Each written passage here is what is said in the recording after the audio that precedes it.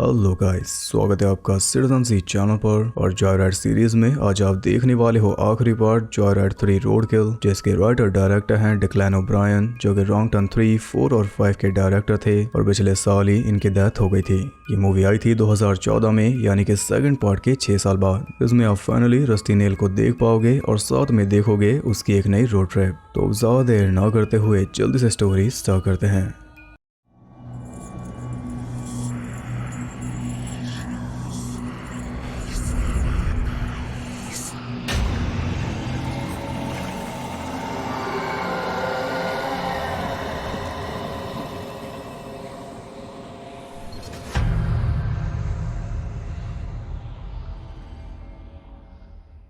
Movie के start में हम देखते हैं एक नशेड़ी कपल कैंडी और टॉम को, जिनकी ड्रग्स खत्म हो चुकी थी, इसलिए कैंडी जानवरों की तरह हाइपर हो गई थी। लेकिन टॉम के पास पैसे नहीं थे, क्योंकि ये कोई आम लोग नहीं बल्कि थग्स हैं। इसलिए उन्होंने डिसाइड किया किसी ठरकी ट्रकर को वहां बुलाकर लूटने का। हालांकि उनकी किस्मत खराब थी, क्योंकि रेडियो से उनका कॉन्टेक्ट हुआ रस्टी नेल से और कैंडी का नाम सुनकर उसे याद आ गई फर्स्ट पार्ट वाली कैंडी केन, इसलिए अब तो वो जरूर आएगा। कुछ ही देर में वो उनके बताए मोटल पर पहुंचा तो दरवाजा खोलते ही टॉम उस पर टूट पड़ा, लेकिन रस्टी ने काफी आसानी से उसे काबू कर लिया। अब सजा के तौर पर रस्टी ने उन दोनों को जंजीरों में जकड़ लिया जो जुड़ी हुई थी ट्रक के एक्सल से। अब आजादी के लिए इन्हें 1 मील तक बोनट पर टिके रहना होगा, वरना बैलेंस बिगड़ते ही ये ट्रक के नीचे आ जाएंगे। 1 मील तक टिके रहे तो रस्टी इन्हें छोड़ देगा और इनाम के तौर पर देगा थोड़ी ड्रग्स, जो उसने बोनट पर ही चिपका दी।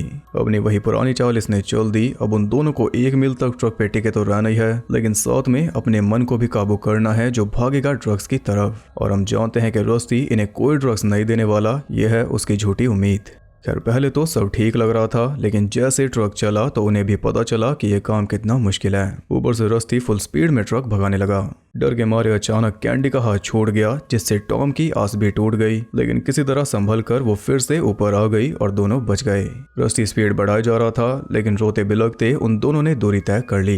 रस्टी ट्रक रोक ही रहा था, लेकिन कैंडी को लगा कि यह नहीं रोकने वाला, इसलिए वो सीधा ड्रग्स पर झपट पड़ी, जिससे बैलेंस बिगड़ा और टॉम खिंच गया ट्रक के नीचे। उसके साथ कैंडी को भी जाना ही था, और कुछ इस तरह टास्क पूरा करने के बावजूद भी आखिर में दोनों मारे गए। ये था मूवी का एक और एंगेजिंग इंट्रो, थोड़ा जिक्सो टाइप। लेकिन रस्टी ने हमेशा की तरह बेईमानी की। उसने टाइम पर ट्रक नहीं रोका, जिससे डाउट पैदा हुआ, और उसी डाउट में लिए गए एक्शन से दोनों की जान गई।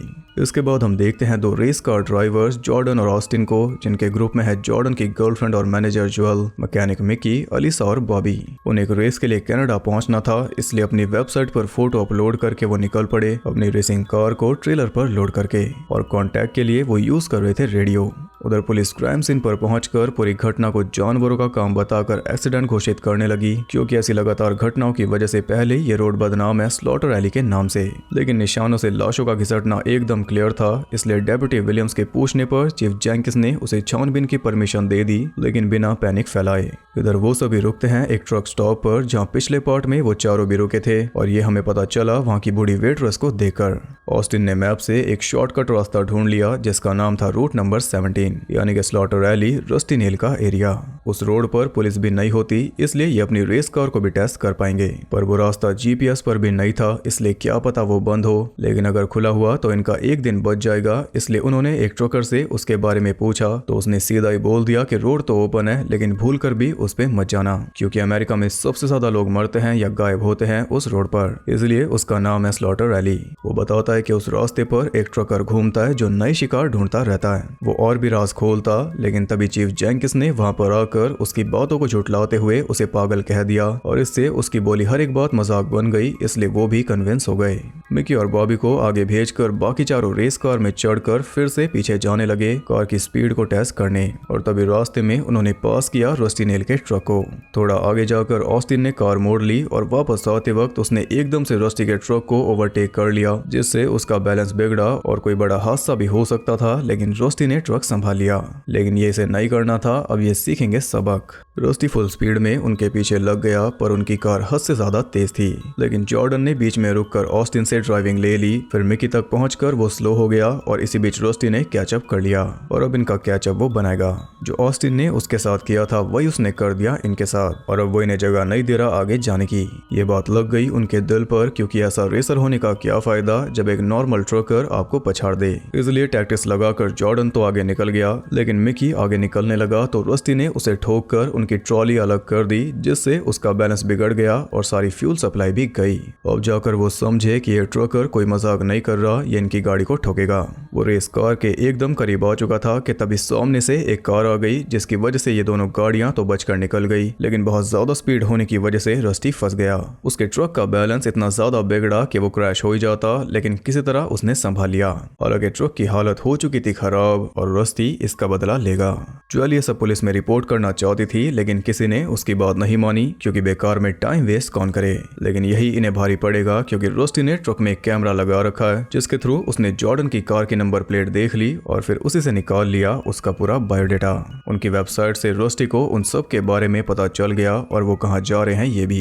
इसके बाद रेडियो के जरिए रस्टी ने उन्हें वार्निंग भी दे दी कि तुम अपने किए का अंजाम भुगतोगे, तुम उस रेस में नहीं पहुंच रहे।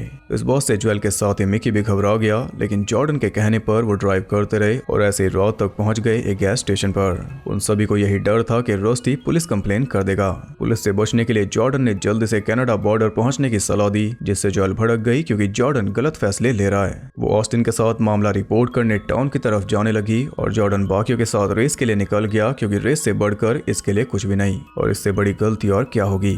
थोड़ा आगे जाते ही ऑस्टिन की कार का टायर पंचर हो गया, तो ऑस्टिन ने टायर बदला, जिसमें काफी टाइम वेस्ट हो गया। वहां से ज्वेल ड्राइव करने लगी और इसी बीच जॉर्डन का जीपीएस कट हो गया और वहां पर सिग्नल भी नहीं थे, यानी आपस में इनका कोई कांटेक्ट नहीं होगा। ऑस्टिन भी रेडियो ट्राई कर रहा था, तभी अचानक रस्टी जस्ट उनके पीछे प्रकट हो गया, एकदम से ट्रक की लाइट्स ऑन करके और हॉर्न बजाकर, जिससे वो भी डर गए। इसलिए ज्वेल फुल स्पीड में कार भगाने लगी, लेकिन अफसोस कि ये रेस कार नहीं है। वो उन्हें लगातार ठोकने लगा, जिससे आखिर में उनकी कार पलट गई। उसी वक्त इनके सिग्नल लौट आए, लेकिन उन दोनों का कोई रिप्लाई नहीं मिला, क्योंकि रस्टी उन दोनों को ट्रक में डालकर ले गया।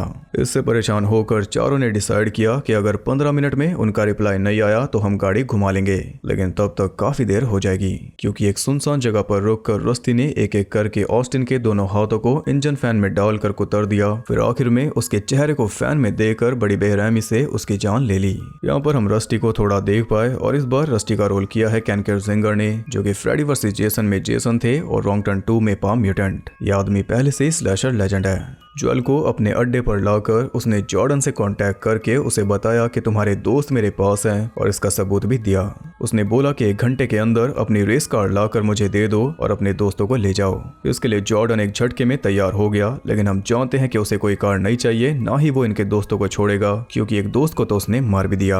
अब ऐसे ही वो इनका शिकार करेगा, झूठी उम्मीदें देकर। जब ये वहां पर पहुंचेंगे तो वो किसी और को उठाकर ले जाएगा, जो कि वो करता है। इन्हें एक पुराने वेयर हाउस में जाना है, जो कि 100 मील दूर है, और इन्हें पहुंचना होगा 1 घंटे के अंदर। इसी बीच उनकी क्रैश कार दिख गई डेप्यूटी विलियम्स को, तो उसने वो आगे रिपोर्ट कर दी। वहीं दूसरी तरफ रस्टी ने अपनी डिमांड ज्वेल के मुंह से रिकॉर्ड करवा ली।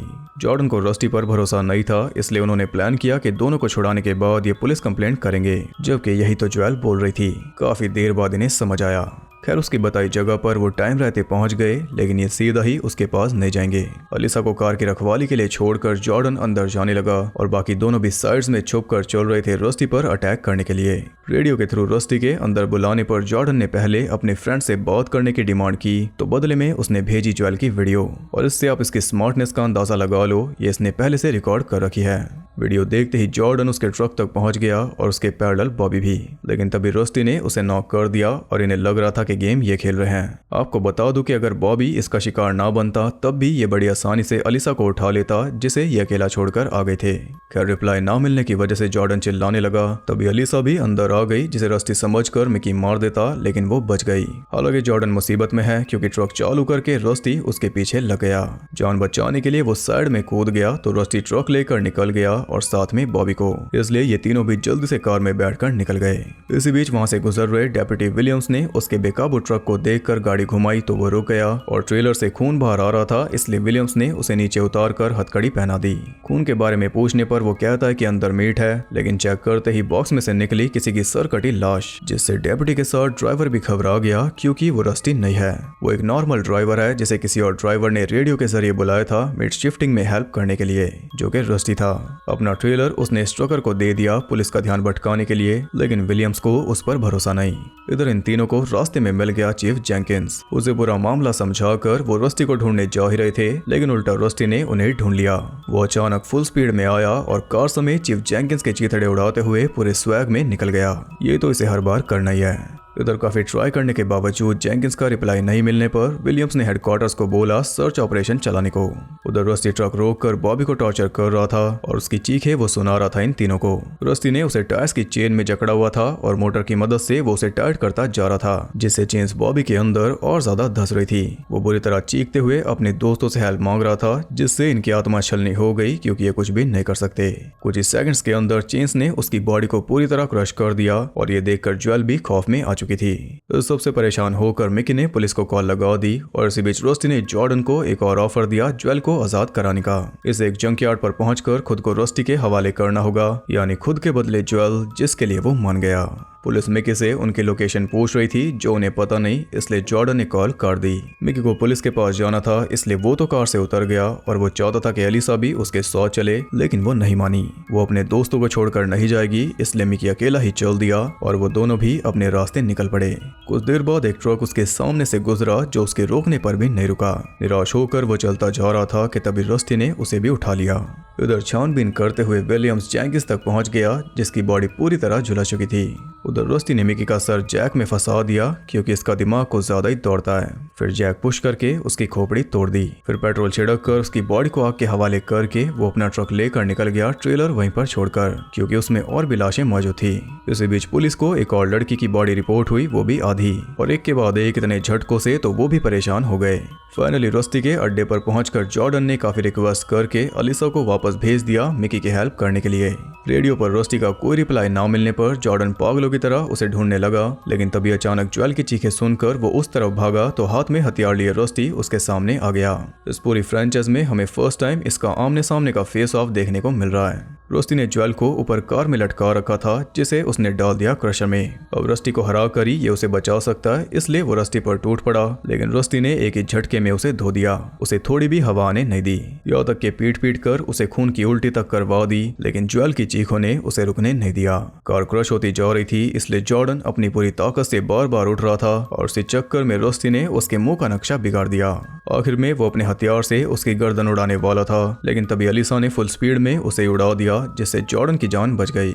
जॉर्डन ने जल्दी से क्रशर बंद किया, लेकिन ज्वेल कार में थी नहीं। उसमें ज्वेल की रिकॉर्डेड वीडियो चल रही थी, क्योंकि ज्वेल को ये कब का मार चुका। वो जो आधी बॉडी मिली थी वो ज्वेल की थी, जिसे इसने ट्रक के ऊपर बांधा, फिर एक ब्रिज के नीचे से फुल स्पीड में निकल गया, जिससे ज्वेल की बॉडी आधी कट गई। ये जानकर जॉर्डन का गुस्सा 7वें आसमान पर चढ़ गया, क्योंकि अब खोने को कुछ बचा नहीं। अगर ये पहले ज्वेल की सुन लेता तो शायद हालात कुछ और होते। वो रस्टी को मारने के लिए नीचे उतरा, लेकिन रस्टी गायब था। उसका ट्रक वहां पर नहीं था, इसलिए वो दोनों भी कार लेकर निकलने लगे, लेकिन तभी अचानक रस्टी ने फुल स्पीड में उन्हें ठोक दिया, जिससे अलीसा का पैर कार में फंस गया। रस्टी कार को क्रश कर रहा था और अब जॉर्डन यहाँ से भाग सकता है, लेकिन अलीसा को छोड़कर वो नहीं जाएगा, क्योंकि अलीसा की वजह से ये जिंदा है। वो सीधा ग्रैबर मशीन में चढ़ गया और थोड़ी बहुत छेड़छाड़ करके उसने पंजा मारा सीधा ट्रक पर, जिससे रस्टी अंदर ही फंस गया। ये सुनहरा मौका ना गवाते हुए उसने रस्टी को ट्रक समेत क्रशर में डालकर 1-2 एक्स्ट्रा वार कर दिए, जिससे फाइनली उनका नाइटमेयर एंड हुआ। पुलिस ने वहां पहुंचकर उनकी हेल्प की, लेकिन विलियम्स ने जब ट्रक चेक किया तो उसमें कोई बॉडी नहीं थी, क्योंकि रस्टी तो अगले सफर पर निकल चुका। लिफ्ट लेकर वो एक ट्रक में चढ़ गया और अब ये मिलेगा एक नई रोड ट्रिप पर। उसी के साथ ये मूवी एंड हो गई और साथ में ये सीरीज भी, क्योंकि 4th पार्ट अभी तक नहीं आया, लेकिन जिस हिसाब से ये तीनों पार्ट्स आए थे 6-7 साल के गैप में, उससे तो लगता है कि 4th पार्ट कभी भी आ सकता है। उम्मीद कायम है, क्योंकि स्लैशर्स की डिमांड फिर से एक बार बढ़ चुकी है, तो इस गेम में रस्टी भी फिर से पैर रख सकता है, क्योंकि वो भी एक पुराना खिलाड़ी है। जो भी होगा उसकी खबर मैं आपको दे दूंगा।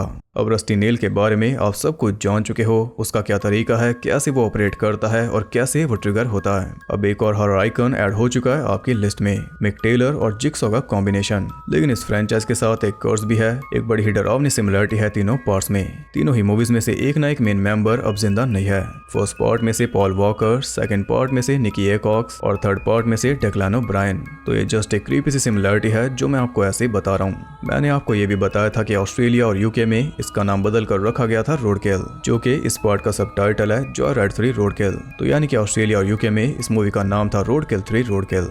आपको बता दूं कि केन किर्जिंगर और जेसी हच पहले एक साथ काम कर चुके हैं फ्रेडी वर्सेस जेसन में, और केन किर्जिंगर और डेक्लान ओब्रायन दोनों का कनेक्शन है रॉन्गटन फ्रेंचाइज से।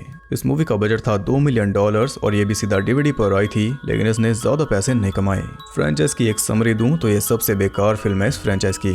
अगर आपको असली थ्रिल फील करना है तो फर्स्ट पार्ट देखो, अगर एक अच्छी एंगेजिंग मूवी चाहिए तो सेकंड पार्ट देखो, और दोनों को देखने के बाद आप थर्ड पार्ट भी पक्का देखोगे, जबकि ये उन दोनों के मुकाबले काफी वीक है। तो ये थी पूरी जॉयराइड सीरीज। अगर आपको पसंद आई तो एक लाइक जरूर करना, तभी आगे ऐसी और भी सीरीज आएंगी। और अगर आप कोई सीरीज देखना चाहते हो तो उसका नाम कमेंट कर देना। जिस सीरीज के बारे में सबसे ज्यादा कमेंट्स होंगे उसके आने के चांसेस उतने ज्यादा होंगे। बाकी सीरीज तो कोई ना कोई जल्दी आएगी, ताकि और भी हॉरर आइकन्स आप तक पहुंच सकें। उन्हें सबसे पहले देखने के लिए मेक श्योर कि आप चैनल को सब्सक्राइब करके बेल नोटिफिकेशन को ऑल पर सेट कर लो, ताकि नोटिफिकेशन आपको कोई गलत उम्मीद ना दे। और ज्यादा कनेक्टेड रहने के लिए आप मुझे इंस्टाग्राम पर फॉलो कर सकते हो, वहाँ आपको बहुत कुछ जानने के लिए मिल जाएगा, और साथ ही बाकी जगहों पर भी जिनके लिंक्स आपको नीचे मिल जाएंगे। नेक्स्ट पार्ट की जो भी अपडेट आएगी वो आपको इंस्टा पर ही मिलेगी। तो मैं मिलूंगा आपसे अगली वीडियो में, तब तक के लिए सबको बाय।